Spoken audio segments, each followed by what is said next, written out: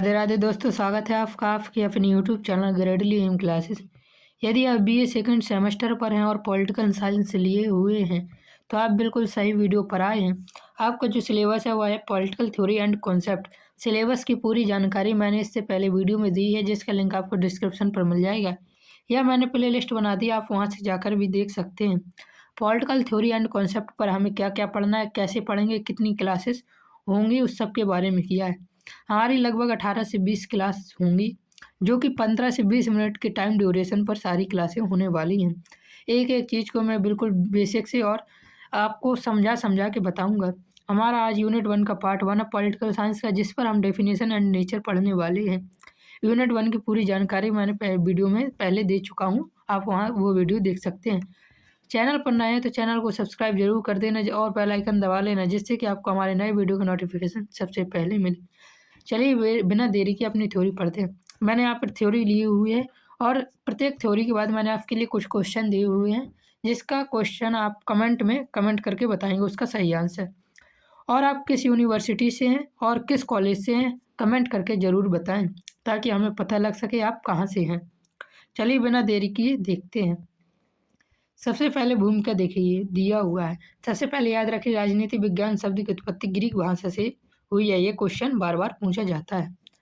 राजनीति विज्ञान सामाजिक विज्ञान की एक महत्वपूर्ण शाखा है। याद रखना, राजनीति विज्ञान किस विज्ञान की एक महत्वपूर्ण शाखा है, तो यह एक सामाजिक विज्ञान की महत्वपूर्ण शाखा है, जो मानव जीवन के उस पक्ष का अध्ययन करती है जहाँ राज्य, शासन, सत्ता और नीति से संबंधित गतिविधियाँ होती हैं। राजनीति विज्ञान में हम क्या पढ़ते हैं, इस राज्य पढ़ेंगे, शासन पढ़ेंगे, सत्ता और राज्य की नीतियों के बारे में हम पढ़ेंगे। राजनीति विज्ञान की प्रकृति को लेकर विद्वानों में लंबे समय से मतभेद रहे हैं। कुछ विज्ञान मानते हैं तो कुछ कला, तो कुछ विज्ञान और कला दोनों मानते हैं। इसी कारण राजनीति विज्ञान को एक विवादास्पद विषय कहा जाता है। याद रखना, क्वेश्चन पूछा जाएगा राजनीति विज्ञान कैसा विषय है, तो विवादास्पद विषय है। एमसीक्यू कैसे पूछे जाएंगे, उसके एमसीक्यू भी हमने लिए हुए हैं। देखिए, दिया हुआ राजनीति विज्ञान की सबसे पहले परिभाषा। अलग अलग विद्वानों ने अपनी अलग अलग परिभाषाएं दी हुई हैं। कौन से विद्वान ने कौन सी परिभाषा दी हुई है, आपको ये याद रखना है। तो डॉक्टर गार्नर ने के अनुसार राजनीति विज्ञान के अध्ययन का प्रारंभ और अंत राज्य के साथ होता है। डॉक्टर गार्नर ने क्या कहा था, गार्नर ने राजनीति विज्ञान का प्रारंभ और अंत दोनों राज्य के साथ होता है, अर्थात इसने राज्य को प्राथमिकता दी हुई है। गार्नर का मानना है कि राजनीति विज्ञान का विषय केवल राज्य है, इसके अतिरिक्त अन्य संस्थाएं प्रक्रिया का अध्ययन इसका उद्देश्य नहीं है। इसलिए इनकी परिभाषा को संकीर्ण परिभाषा अर्थात छोटी परिभाषा भी कहा जाता है। अब आगे देखते हैं, ये किसके अनुसार है, डॉक्टर गार्नर के अनुसार। अगली दी हुई ब्लांड्सली के अनुसार राजनीति विज्ञान वह विज्ञान है जिसका संबंध राज्य से है और जो यह समझने का प्रयास करता है कि राज्य के मूल तत्व क्या हैं, उसका स्वरूप क्या है तथा उसका विकास कैसे हुआ है। ये किसके अनुसार है, ब्लांड्सली के अनुसार। राजनीति विज्ञान वह विज्ञान है जिसका संबंध राज्य से है और वह यह समझने का प्रयास करता है कि राज्य के मूल तत्व क्या है, उसका स्वरूप क्या है तथा उसका विकास कैसे हुआ, अर्थात राज्य का विकास कैसे हुआ है। ये इंपॉर्टेंट क्वेश्चन है, बार बार ये आपको परिभाषा दी जाएगी और पूछा जाएगा यह परिभाषा किसके अनुसार है। परिभाषा गार्नर की तुलना में अधिक व्यापक है, तो क्वेश्चन ये भी पूछा जा सकता है किसकी राजनीति विज्ञान पर किसकी परिभाषा अधिक व्यापक है, तो याद रखना ब्लांड्सली की परिभाषा अधिक व्यापक है, क्योंकि इसमें राज्य की उत्पत्ति, स्वरूप और विकास को भी शामिल किया गया है। आगे देखते हैं, आगे दिया हुआ है जेम्स ब्राइस के अनुसार। जेम्स ब्राइस के अनुसार राजनीति विज्ञान राज्य का विज्ञान है। जेम्स ब्राइस ने क्या कहा था, राजनीति विज्ञान राज्य का विज्ञान है। यह परिभाषा राज्य को राजनीति विज्ञान का केंद्र मानती है। याद रखना, किसको केंद्र मानती है, यह परिभाषा भी राज्य को ही केंद्र मानती है। आगे देखिए, दिया हुआ डायमॉक के अनुसार। डायमॉक राजनीति शास्त्र का संबंध राज्य तथा उसके साधन सरकार से है। डीमॉक ने राज्य के साथ साथ सरकार को भी राजनीति विज्ञान के अध्ययन का प्रमुख विषय माना है। तो देखिए, हम राजनीति विज्ञान में राज्य और सरकार दोनों की बात करते हैं और यह किसने माना, डायमॉक ने माना है। अगला जो है वो दिया हुआ है राजनीति शास्त्र का आशीर्वाद के अनुसार। क्या नाम है इनका, आशीर्वाद। आशीर्वाद के अनुसार राजनीति विज्ञान राज्य और शासन दोनों का ही विज्ञान है। यह परिभाषा आधुनिक दृष्टिकोण को दर्शाती है। तो याद रखना, किस राजनीति विज्ञान के लोग की मतलब ये परिभाषा आधुनिक दृष्टिकोण को दर्शाती है, तो आशीर्वाद की परिभाषा आधुनिक दृष्टिकोण को दर्शाती है, जिसमें राज्य के साथ साथ शासन प्रणाली का अध्ययन भी आवश्यक माना जाता है। किसके अनुसार? आशीर्वाद के अनुसार। अब देखिए, हमने डेफिनेशन के बारे में धीरे धीरे करके 5 लोगों के बारे में पढ़ा है, तो इससे रिलेटेड कुछ क्वेश्चन है। पहला क्वेश्चन हमारा दिया हुआ, राजनीति विज्ञान का अध्ययन का प्रारंभ और अंत राज्य से होता है, यह कथन किसका है? मैंने जो सबसे पहले नाम बताया था उसका कमेंट बॉक्स में जरूर बताएं, वीडियो पोस्ट कर 3 क्वेश्चन लिए हुए हैं, तीनों के आंसर आप ही देंगे। दूसरा दिया हुआ है, राजनीति विज्ञान राज्य का विज्ञान है, यह परिभाषा किसने दी? राजनीति विज्ञान राज्य का विज्ञान है, यह परिभाषा किसने दी? तो इसका भी आंसर कमेंट में करवाएं और वीडियो पोस्ट करके कमेंट जरूर करें।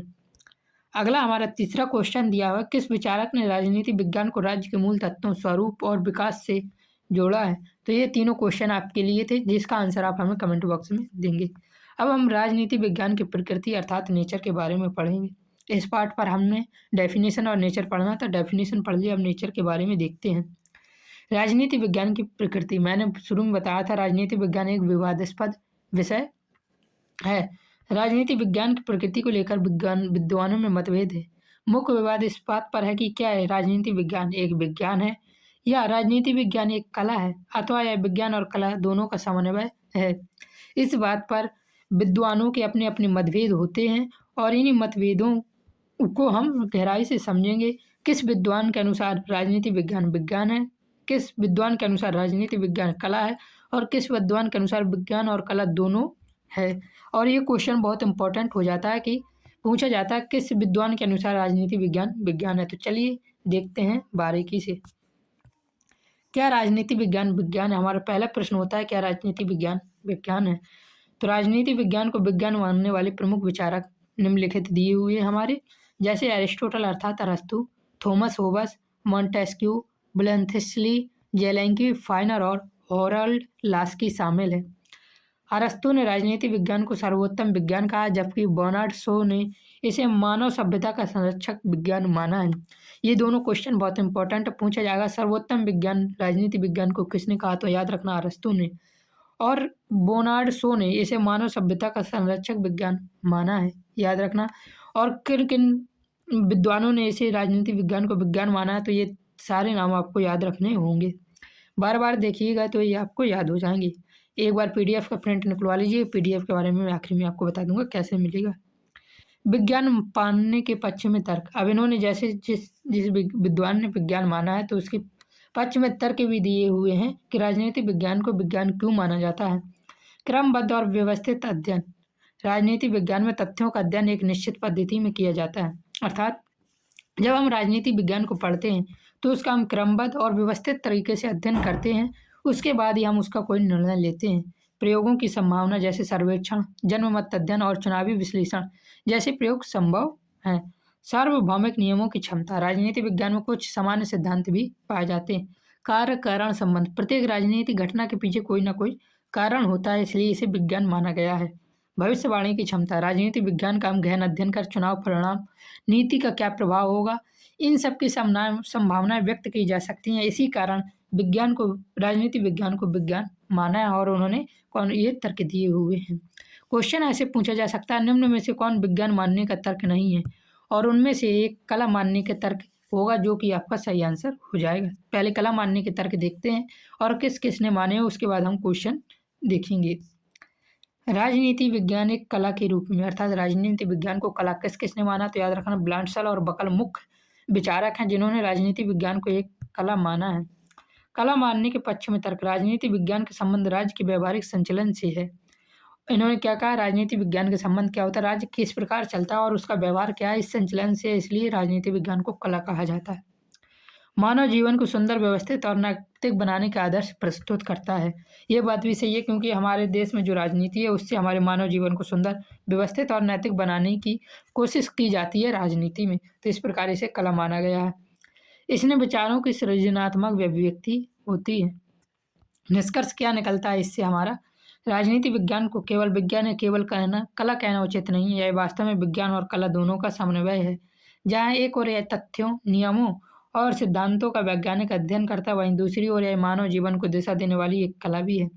इस संतुलन के कारण राजनीति विज्ञान को एक जीवंत व्यवहारिक विषय माना जाता है। तो क्वेश्चन पूछा जा सकता है राजनीति विज्ञान को कैसे विषय माना जाता है, तो जीवंत और व्यवहारिक विषय माना जाता है।